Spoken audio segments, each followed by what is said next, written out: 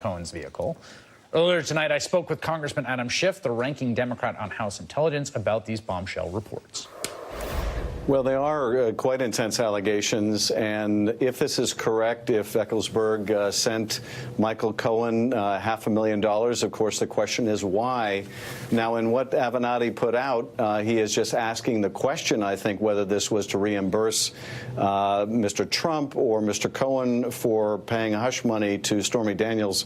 But we don't know, number one, at this point, whether it's confirmed that he made that payment to Cohen, and number two, what that payment was for. But it would explain something that has been a question for me, and that is this intense interest in Michael Cohen, both on the part of the special counsel, but also the intense worry by the president. What is driving this? Is this really only about Stormy Daniels?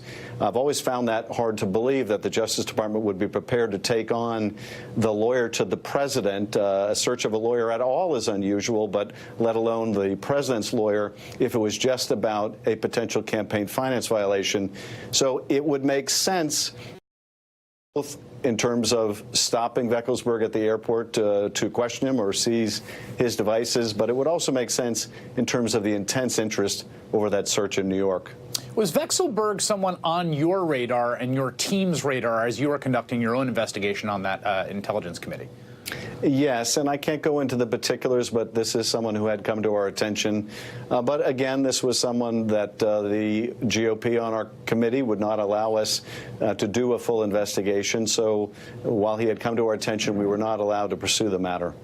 The other people on your committee that you just mentioned, Devin Nunes, of course, being one of them, there are allegations that he has essentially been using his purse to share information with the White House to allow them to plot their legal strategy. Do you have an opinion on that?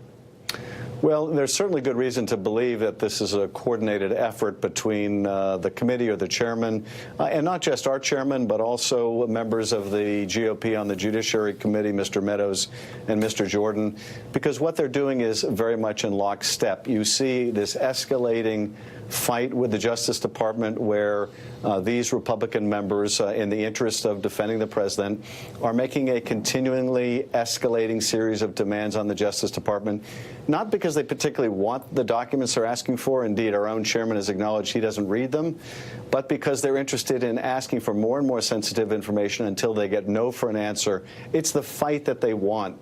And when they get no for an answer, you see the president immediately chime in, as if on cue, saying, why won't the Justice Department comply? As if the president cares about document production to Congress. So this is, it looks choreographed, designed to prompt a fight, designed to give the president a pretext to either fire people or further bash the Justice Department. In light of what is being alleged this evening from Michael Avenatti, and again, I don't know the source of the documents, transactions he claims to know about, we don't know yet, hard confirmation of that. But in light of that, are you confident that the Justice Department, the Southern District, and the Special Counsel's Office can all be protected from this political pressure being brought to bear to follow the leads to wherever they go? Well, I'm not confident, because at the end of the day, the ones that will protect the investigation are the members of Congress. The president has been threatening to fire Bob Mueller. At one point, he tried to fire Bob Mueller.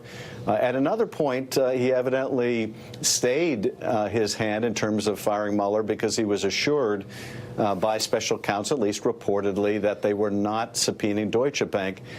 I think the special counsel needs to subpoena Deutsche Bank. We need to know whether the Russians were laundering money through the Trump organization via Deutsche Bank.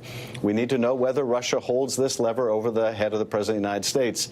So I am concerned that Congress is not stepping up to its institutional responsibility to protect this investigation, to allow the investigators to follow facts wherever they lead. Adam Schiff, Congressman of California on the House Intelligence Committee, thanks for your time tonight. Thanks, Chris.